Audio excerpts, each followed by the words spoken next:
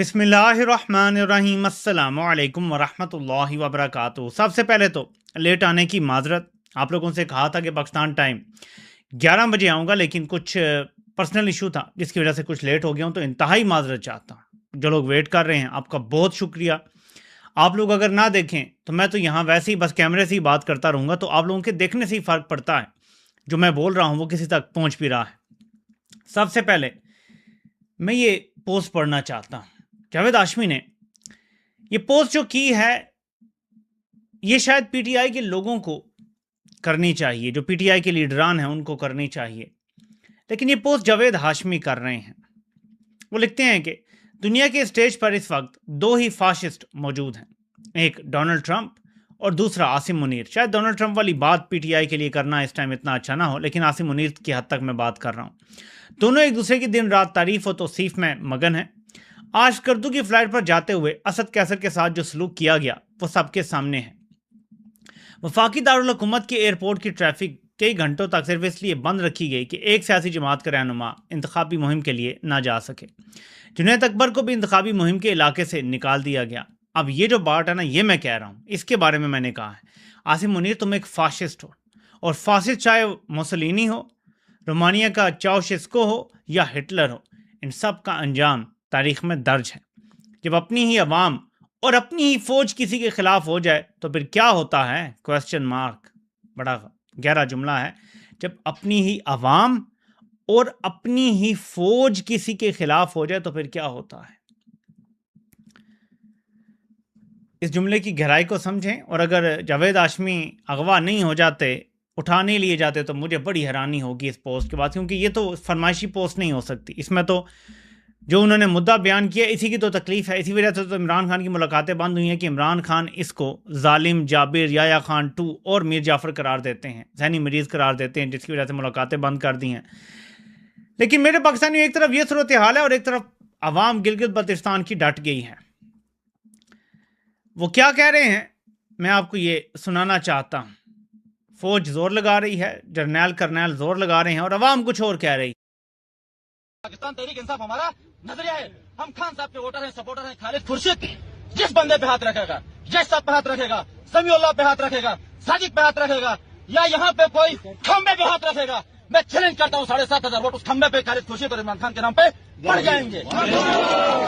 آپ کا حلقہ، یہ جو حلقہ ہے حلقہ 1، یہ خان صاحب کا قلعہ ہے۔ جب تک آپ کا خان ڈٹا ہوا ہے، خالد خورشید ڈٹا ہوا ہے حق کے ساتھ، تب تک پورے حلقہ ایک کی عوام، جوان، بزرگ، خواتین، بچے، سارے خان صاحب کے ساتھ کھڑے ہیں انشاءاللہ۔ جن لوگوں نے خان صاحب کے لیے، شان صاحب کی پارٹی کے ساتھ غداری کی ہے، انشاءاللہ ان کو ہم عبرتناک نشان بنائیں گے۔ ایک یہ کلپ ہے، اور ایک اور کلپ میں آپ کو دکھا کے کچھ سوال پوچھنا چاہتا ہوں جرنیلوں سے۔ یہ چھوٹا سا کلپ ذرا دیکھ لیجئے۔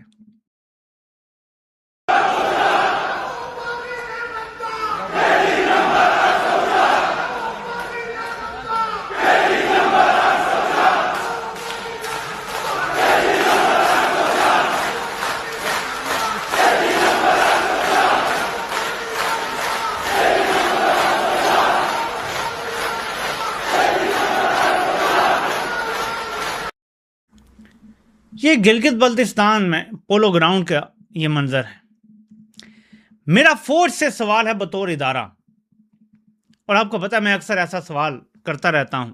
چھپنے والا ضرور ہوتا ہے، حب الوطنی کا سرٹیفکیٹ لینے کی ضرورت مجھے نہیں ہے بالکل، لیکن میرا فوج سے سوال ہے بطور ادارہ۔ کوئی ایک شخص ہے پاکستان میں، کوئی ایک شخص کہ گلگت بلتستان سے لے کر کراچی تک پوری قوم جس کو سپورٹ کرتی ہو، جس کے پیچھے کھڑی ہو، وہ ایک شخص جسے تم لوگوں نے اغوا کر کے جیل میں ڈالا ہوا ہے، وہ پوری قوم کو ایسے جوڑ دیتا ہے، لڑی کی میں پرو دیتا ہے۔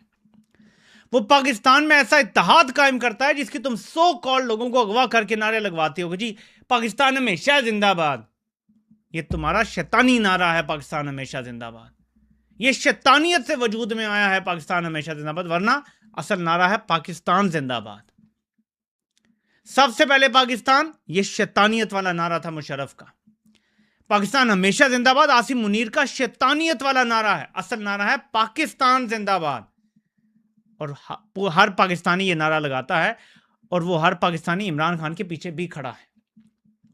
عمران خان پوری قوم کو جوڑتا ہے، تو میرا جرنیلوں سے یہ سوال ہے اور فوج سے سوال ہے کہ کیوں آپ قوم کو توڑنے میں بضد ہیں؟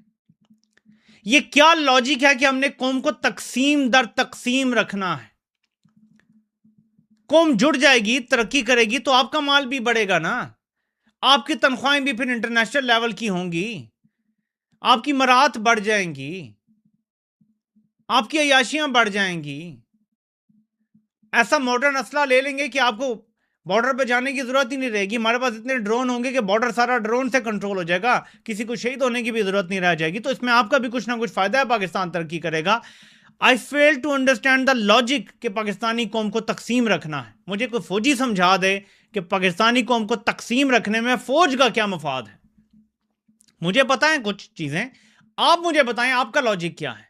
آپ ذرا سمجھانے کی کوشش کریں عوام کو کہ ہم فوج بطور ادارہ عوام کو اس لیے تقسیم رکھنا چاہتے ہیں کہ وجہ اے ہے، بی ہے، سی ہے، ڈی ہے۔ پلیز بتا دیں،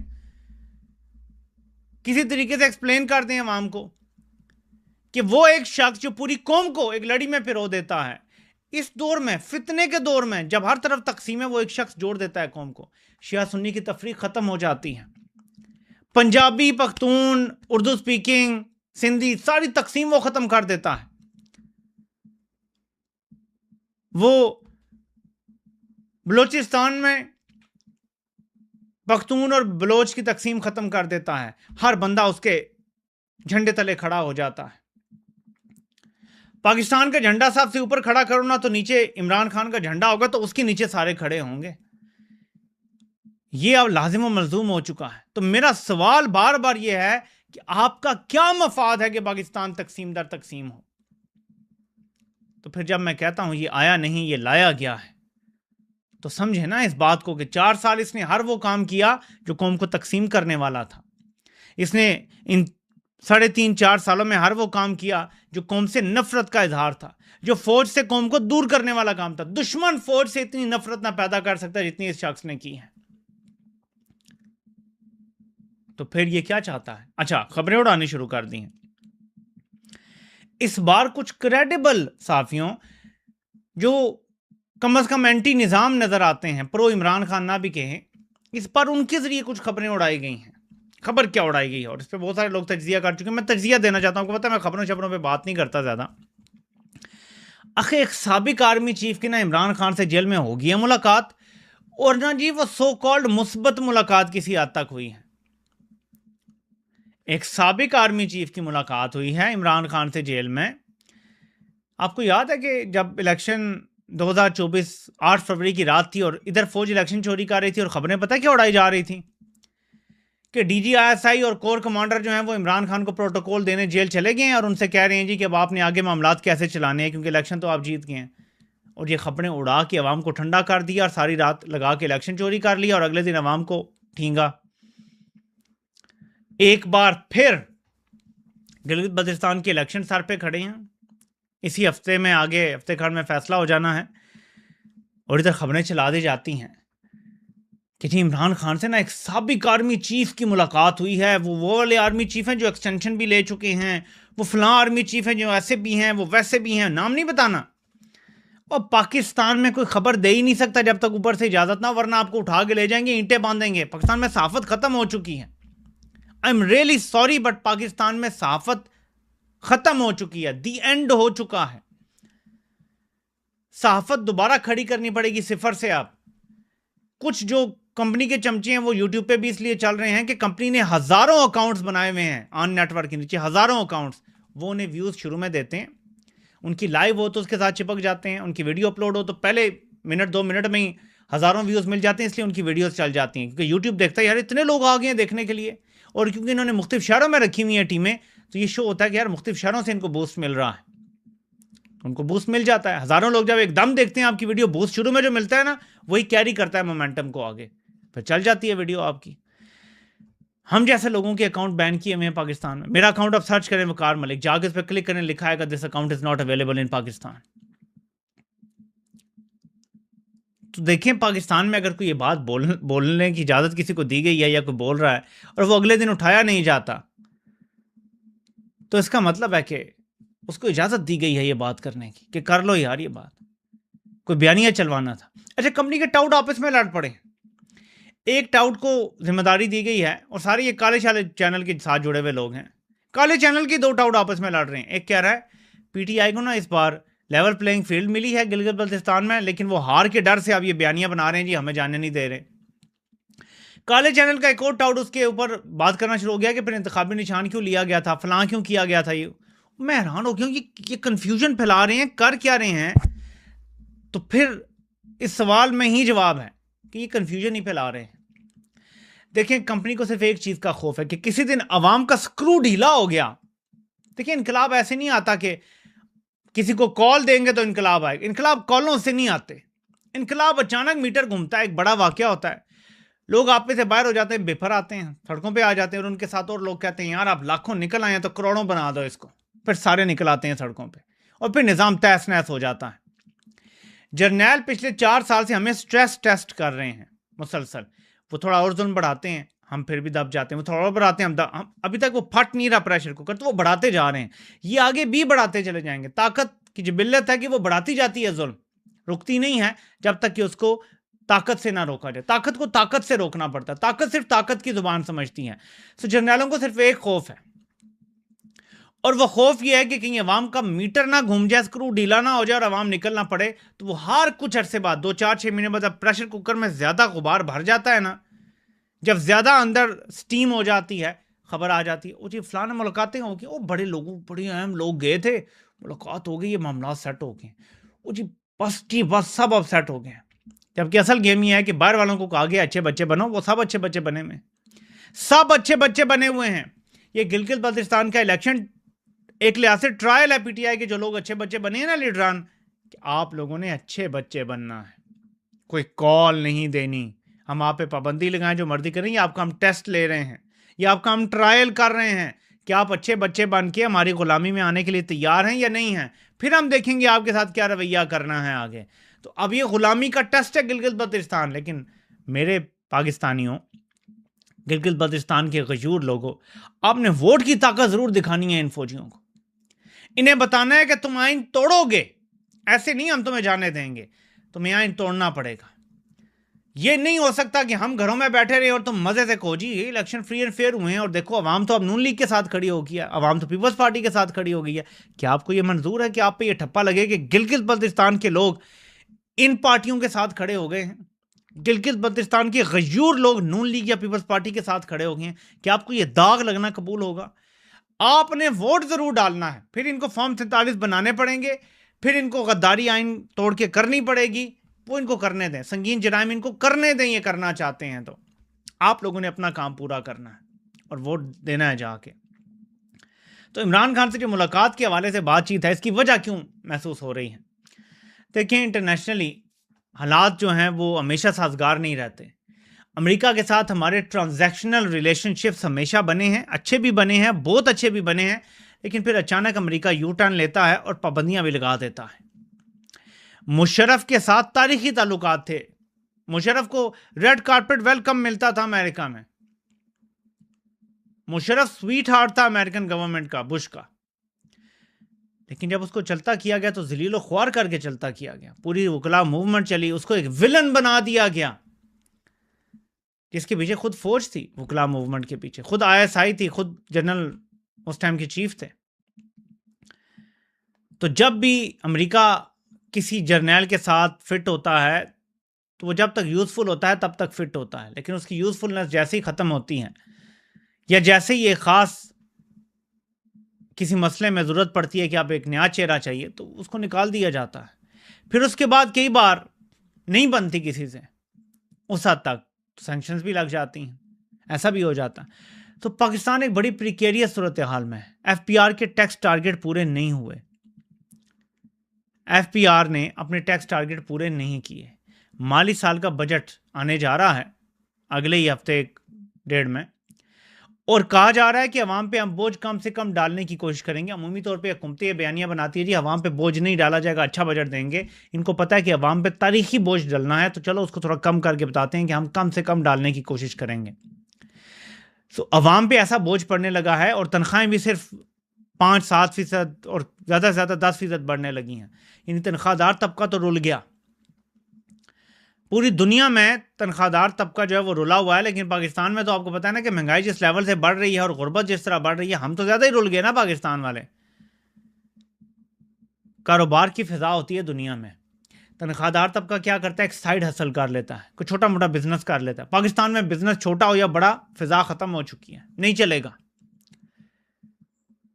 تو کدھر جائے غریب بندہ، آپ بتائیں۔ وہ میں ایک سٹوری دیکھ رہا تھا، کسی نے ڈالی ہوئی تھی کہ ہسبینڈ کی تنخواہ 40-50 ہزار ہے اور رینٹ وغیرہ اور فلاں جو ہے وہ کر کے تو خرچے نہیں پورے ہو رہے، تو وائف نے کوشش کی کہ کوئی کپڑے وغیرہ سی دیں یا فلاں فلوں کر دیں، تو وہ جو کام کرنے سے جو بل ہے بجلی کا وہ 25 ہزار آ گیا، تو جو کمائی ہونی تھی اس سے زیادہ بل بن گیا۔ تو انہوں نے کہا جی اس کام سے بہتر ہے کہ نہ ہی کریں، کیونکہ ایک بندہ اب ایک دن میں کتنے سوٹ سی سکتا ہے بھائی؟ دن رات ہی تو نہیں آپ کر سکتے نا، گھر میں بچے بھی ہوتے ہیں، ذمہ داریاں بھی ہوتی ہیں، میکسیمم ایک دن میں ایک سوٹ آپ سی سکتے ہیں۔ لیکن اگر آپ کا بل اتنا بڑھ جاتا ہے تو پھر کمائی تو نہ ہو سکی نا، پھر تو آپ ڈیفیسٹ میں جاتے ہیں۔ پاکستان میں ہر چیز کو مشکل بنا دیا گیا ہے، غریب طبقہ پس گیا ہے، تو ایسے میں حالات تو خراب ہیں، اور جرنیلوں کو اگر کبھی شکست ہوگی تو دو وجوہات ہیں، ان میں سے کسی ایک کی وجہ سے ہوگی، یا عوام خود ہی نکل آئے گی، کسی دن میٹر شارٹ ہو جائے گا اور کہیں گے بس انف از انف، انف از انف، پتہ نہیں اس قوم کا کب آنا ہے، ورنہ جو کچھ ہونا تھا وہ ہو گیا، قیامت آ کے ہم پر سے گزر گئی ہے، ہماری انف از انف نہیں ہو رہا۔ یا دوسرا یہ کہ معیشت کے ہاتھوں یہ شکست کھا جائیں، یہ معیشت کے ہاتھوں شکست کھانے کے بالکل دھانے پہ کھڑے ہیں۔ معیشت انہوں نے برباد کر دی ہے اور آگے کا کوئی مستقبل نہیں ہے۔ دنیا کا کوئی ملک صرف قرضوں پہ نہیں چل سکتا، صرف وینٹیلیٹرز پہ نہیں چل سکتا۔ آپ کو ملک میں معیشت بھی چلانی ہوتی ہے، گروتھ بھی کرنی ہوتی ہے، جاب کریشن کرنی ہوتی ہے، کسانوں کو آپ نے بحال کرنا ہوتا ہے، ان کی فصلیں اچھی ہوں، ان کی روزگار جو زراعت سے جڑا ہوا ہے وہاں سے پیسہ وہ کمائیں، پھر آ کے وہ اسپینڈنگ کریں، پھر اس کی وجہ سے آپ کی سیلز چلتی ہیں، اور سارا یہ سائیکل جو ہے یہ اس ٹائم بند ہوا ہوا ہے پاکستان میں۔ یہاں تک کہ انہوں نے جو آپ کی ریئل اسٹیٹ ہے اس کو بھی تقریباً برباد کر دینا ہے۔ جہاں پہ لوگ تھوڑا بہت اپنا پیسہ محفوظ سمجھتے تھے، اوورسیز پاکستانیوں کے بارے میں کہا جا رہا ہے جن کی جائیدادیں ضبط کرو جو عمران خان کے ساتھی ہیں، اوورسیز جو انویسٹمنٹ لے کے آتے تھے نا جائیدادوں میں، اور کدھر کرے بندہ پاکستان میں انویسٹمنٹ، لوگ پلاٹ شاٹ لے لیتے تھے، وہ بھی ختم کر رہے ہیں یہ۔ سو پاکستان بہت برے حالات میں ہے۔ اس وجہ سے یہ تو ہو سکتا ہے کہ کسی جرنیل کو پیغام دے کے کبھی عمران خان کے پاس بھیجا جائے جی کہ ہم بڑے شرمندہ ہیں اور ہم اس شرمندگی کی وجہ سے خود تو نہیں آ سکتے، لیکن ملک کے حالات بڑے خراب ہیں، تو آپ تھوڑا سا رحم کر دیں، ہم فوری طور پہ آپ کو حکومت نہیں دے سکتے، سال ایک آپ ویٹ کر لیں تو اس کے بعد دیکھیں گے آگے کیا کرنا ہے۔ ایسا کوئی پیغام ہو سکتا ہے کبھی بھیجا، لیکن یہ کوئی کہا جی بات چیت ہو گئی ہے، ڈیل ہو گئی ہے، فلاں ہو گیا، ایسا کچھ نہیں ہونے والا۔ دیکھیں یہ جو آیا نہیں لایا گیا ہے، آپ ان 4 سالوں میں دیکھیں تو صحیح کیا کیا کام اس نے کر دیے ہیں، عالمی سطح پہ کہاں کہاں پاکستان کو بولنا چاہیے تھا، اور یہ خاموش تماشائی بنا رہا، اور اب آ کے جی ہم جی میڈیٹرز ہیں۔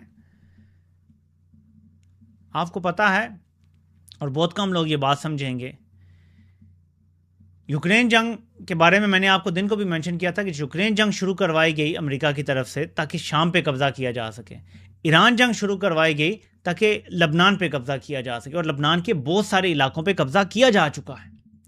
اب بہت جلد آپ کو پتا چلے گا کہ بستیاں آگے بڑھنا شروع ہو رہی ہیں۔ تو یہ جو میٹھا بنا ہوا ہے نا میڈیٹر، یہ اس گیم کا حصہ ہے گریٹر والی۔ مارک مائی ورڈز، یہ میری ویڈیو انشاءاللہ ریکارڈ کا حصہ ہوگی کہ گریٹر میں سب سے زیادہ مدد کرنے والا پاکستانی جو ہوگا وہ یہ میر جعفر ہے، اسی نے مدد کی ہے ان 3-4 سالوں میں، اور یہ گریٹر کے راستے کا سب سے بڑا سہولت کار ہے۔ تو ایسا بندہ جو امت کے ساتھ ایسی غداری کر رہا ہے وہ اپنے ملک کے ساتھ کیا کر رہا ہوگا، اس پہ پوری قوم کو سوچنا چاہیے۔ اور میں پھر جی بی کے لوگوں سے ریکویسٹ کروں گا کہ آپ نے ووٹ ضرور ڈالنا ہے۔ دیکھیں اگر آپ نے ووٹ نہیں ڈالا تو ان کو فری پاس مل جائے گا، اور ان کو فری پاس نہیں دے سکتے۔ بائی دا وے یہ کسی نے شیئر کیا ہوا تھا لیٹر کہ پنجاب سے گلگت بلتستان کے 5000 کے قریب جو ہے وہ نفری بھیجی جا رہی ہے، اور ظاہر ہے کہ بیسیکلی یہاں سے گلو بٹ بھیجے جا رہے ہیں کہ جا کے مینج کرو الیکشن، اور ان گلو بٹوں میں وہی لوگ ہوں گے جو ایجنسی کے بھی لوگ ہوتے ہیں، اور سارے جی مینج کرنا ہے، کیونکہ یہ ساری مینجمنٹ فورس سمجھو جا رہی ہیں۔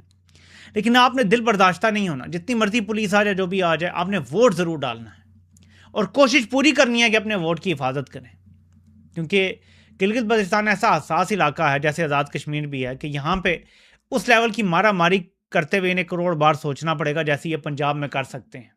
تو یہ ایک چیز ہے جس کے اوپر آپ لوگ تکیہ کر سکتے ہیں۔ بہرحال میں ایک بار پھر معذرت چاہتا ہوں، آج لیٹ آیا ہوں، کوشش کروں گا کہ دوبارہ ایسے نہ ہو. آپ سے انشاءاللہ کل پھر پاکستان ٹائم دن کو 3 بجے ملاقات ہوتی ہے. اللہ پاک آپ سب حامی و ناصر ہو. آپ سب کو سننے کا بہت بہت شکریہ.